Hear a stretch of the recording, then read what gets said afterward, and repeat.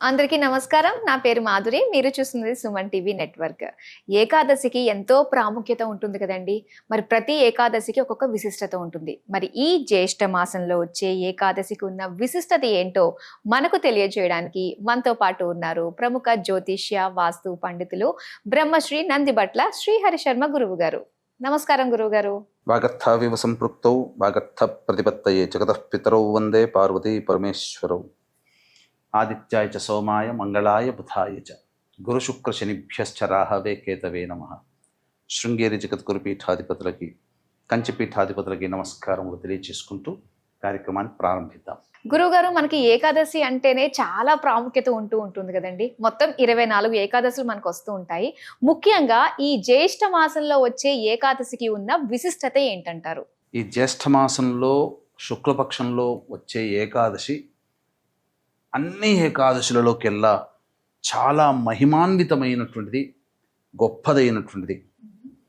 అసలు ఈ ఏకాదశి అనేటువంటిది ప్రాచుర్యంలోకి వచ్చినటువంటిది ఏంటనంటే భీముడి ద్వారా ప్రాచుర్యంలోకి వచ్చింది.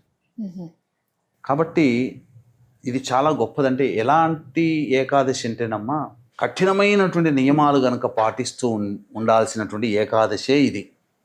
తద్వారా మనకు లభించేటువంటి గొప్పది ఏంటంటే, ప్రతి నెల 2 ఏకాదశులు వస్తాయి కదా ప్రతి మాసంలో. మొత్తం కలిపి 12 మాసాలకి 24 ఏకాదశులు. ఈ 24 ఏకాదశుల్లో ఉన్నటువంటి ఈ ఒక్క ఏకాదశి రోజున వ్రతాన్ని, నియమాన్ని ఆచరించడం ద్వారా తక్కినటువంటి 23 ఏకాదశులలో ఆచరించినటువంటి ఫలితం ఏదైతే ఉంటుందో ఆ ఫలితం అంతా ఈ ఒక్క రోజున ఆచరించడం ద్వారా కలుగుతుంది. ఎన్ని వెసులుబాట్లు ఉన్నాయండి అసలు. చాలా అమ్మ. అంటే ఎందుకు వచ్చింది అనంటే, వ్యాస భగవాన్ల వారు, శ్రీకృష్ణుల వారు, పాండవులందరూ కలిసి వనవాస సమయంలో అందరూ కలిసి మాట్లాడుకుంటున్నారు.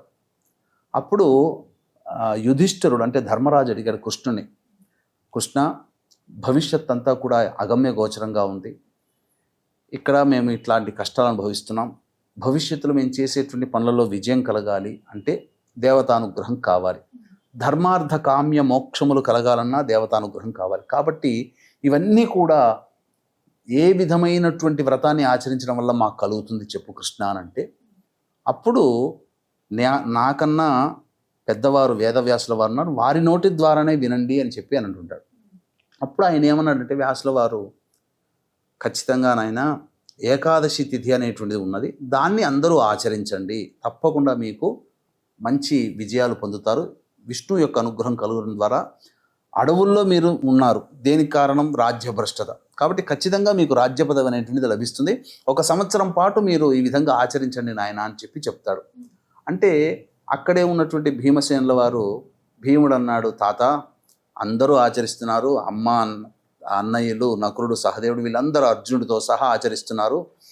దశమి రోజున రాత్రి ఉండి ఉపవాసం ఉండి ఏకాదశి అంతా ఉండి ద్వాదశి రోజున స్నానం ఆచరించి విష్ణువుని పూజించి అప్పుడు భోజనం చేస్తున్నారు. కానీ నన్ను ఉండమంటున్నారు, కానీ నేను ఉండలేకపోతున్నాను. మనస్సులో నాకు చాలా బాధగా ఉంది. అందరూ ఇటువంటి వ్రతాన్ని, నియమాన్ని ఆచరించి పుణ్యాన్ని సంపాదించుకున్నారే, కానీ నేను ఉండలేకపోతున్నాను. ఒక్కరోజు భోజనం చేయలేకపోయినా నేను ఉండలేను, నా పరిస్థితి అటువంటిది, మరి నాకేంటి మార్గము తాత అని చెప్పి వ్యాసుల వారిని అడిగితే, అప్పుడు వ్యాసుల వారు చెప్పారు, రాబో మాసం జ్యేష్ఠ మాసం ఏకాదశి తిథి రోజున ఆ ఒక్క తిథి రోజున నువ్వు ఆచరించవయ్యా, మిగిలిన 23 ఏకాదశుల ఫలితం అంతా నీకు వాళ్ళు చేస్తే ఫలితము, ఈ ఒక్క ఏకాదశి రోజున ఆచరించిన వల్ల నీకు ఆ ఫలితం అంతా కలుగుతుందని చెప్పి చెప్పడం జరిగింది.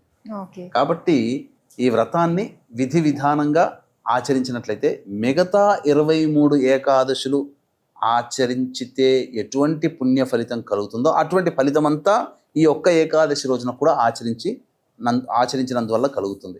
అయితే ఈరోజు చేయాల్సిన విధి విధానాలు ఎలా ఉంటాయి గురువుగారు? తప్పకుండా అన్నమా, ఎందుకంటే ఏకాదశి వ్రత విధానం అనేటువంటిది చాలా విశిష్టమైన, చాలామంది ఏకాదశి వరకే ఉంటారు, దానికి సంబంధించింది కూడా ఉందమ్మా. అయితే వీక్షించేటువంటి ప్రేక్షకులకి గమనిక, జ్యేష్ఠ మాసము బుధుడికి సంబంధించింది. పౌర్ణమి ఆ రోజు 11వ తారీఖు బుధవారమైంది, బుధుడు అధిపతి. ఆ రోజున్న పూర్తి నక్షత్రం జ్యేష్ఠ నక్షత్రం, కాబట్టి అది కూడా బుధునికి సంబంధించిన నక్షత్రం. కాబట్టి దీనిని మహాజ్యేష్ఠ పౌర్ణమి అని అంటారు. ఇది అత్యంత అరుదుగా ఇటువంటి కాంబినేషన్ అనేటువంటిది కలుస్తుంది. కాబట్టి ఆ రోజున మనం గమనించుకున్నట్లయితే ప్రస్తుతం శని మారాడు, గురువు మారాడు, రాహుకేతులు మారాడు. కాబట్టి మేష, మిథున, కర్కాటక, సింహ, కన్య, వృశ్చిక, ధనుస్సు, కుంభ, మీన రాశుల్లో జన్మించిన వారికి శనిదోష నివారణతో పాటు జాతకరీత్యా కలుగు అన్ని రకాల సమస్యల నివారణకి సంబంధించి సర్వదోష నివారణ పూజలు హోమాలలో భాగంగా చేయించి శక్తిపాతము చేయబడినటువంటి శంకరుంగలి మాలని మీకు అందివ్వడం జరుగుతుంది. ఈ మాలని ధరించడం ద్వారా వాహన ప్రమాదములు చోటు చేసుకోవు, అలాగే నెగిటివ్ ఎనర్జీ వెళ్ళిపోతుంది, పాజిటివ్ ఎనర్జీతో ఉంటారు. ముఖ్యంగా అన్నీ కూడా శుభంగా పరిణమిస్తాయి. ఈ ధరించడం ద్వారా మంచి పాజిటివ్ వైబ్రేషన్స్తో అనుకున్న పనులని త్వరితంగా పూర్తి చేసుకోవడానికి మీకు మార్గం సుగమం అవుతుంది అని చెప్పొచ్చు. అవకాశం ఉన్న వాళ్ళు కార్యక్రమ తదనంతరం కాంటాక్ట్ చేసి ఈ మాలని ఏ విధంగా తీసుకోవాలో పూర్తి వివరాలు తెలుసుకోవచ్చు. అలాగే పూజా వివరాలు కూడా తెలుసుకోవచ్చు. ఉదయం 9 గంటలకి ప్రారంభమవుతుంది 11వ తారీఖు రోజున. 8 గంటల లోపల మీరు గోత్రనామాదులు నమోదు చేసుకోవచ్చు.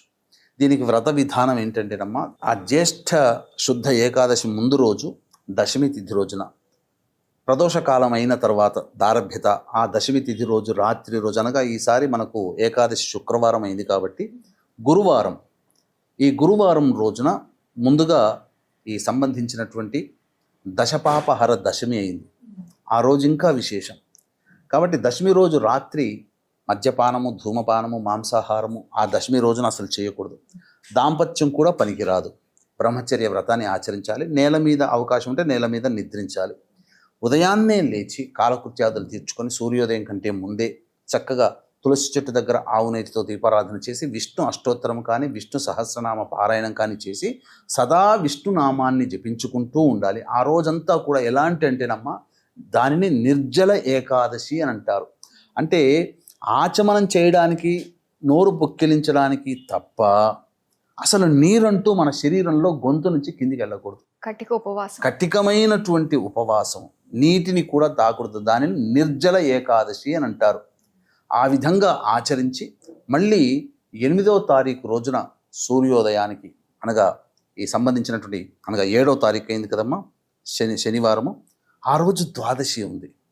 ఆ రోజు ద్వాదశి అంతా ఉంది కాబట్టి విశేషంగా విష్ణువుని మళ్ళీ ఆరాధన చేసి ఎవరికైనా అతిథి అభ్యాగతులకి లేదా అన్నదానం ఎవరికైనా జరిపించి అప్పుడు ఇంటి యజమాని గనక భోజనం చేస్తే ఈ ఏకాదశి వ్రతము పరిసమాప్తం అవుతుంది.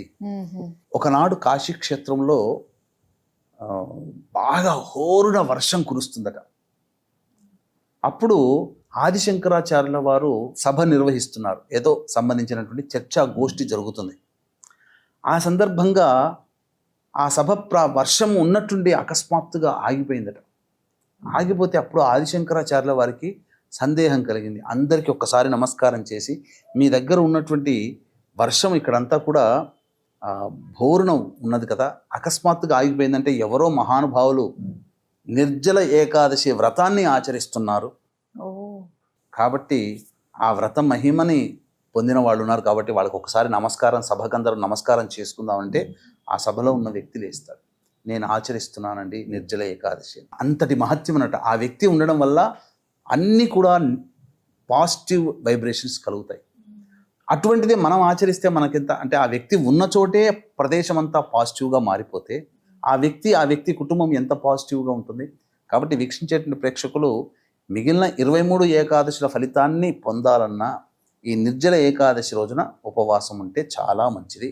అయితే రోగగ్రస్తులైన వాళ్ళు, ఇప్పుడు డయాబెటిక్స్ వాళ్ళు ఉంటారు, వీళ్ళందరూ తప్పదు. కాబట్టి అటువంటి వాళ్ళు కాకుండా సంపూర్ణ ఆరోగ్యవంతులు ఉన్న వాళ్ళు ఆచరించుకుంటే ఇంకా మంచిది అని చెప్పవచ్చు. కానీ ఖచ్చితంగా చూసుకోవాలి, అందరికీ చెయ్యాలన్నది ఉంటుంది తప్పన. కాకపోతే ఆరోగ్యం మంచినీరు కూడా తాగకుండా ఉండాలి, అంటే ఎంగిలి కూడా మింగకుండా ఉండాలి, లాలాజలం అది చాలా కఠినంగా చేయాల్సి వస్తుంది అనమాట. గురుగారు, ఏకాదశి యొక్క ప్రాముఖ్యత గురించి మాకు తెలియజేసినందుకు ధన్యవాదాలండి. సర్వం శ్రీ ఉమామహేశ్వర పరబ్రహ్మార్పణమస్తు.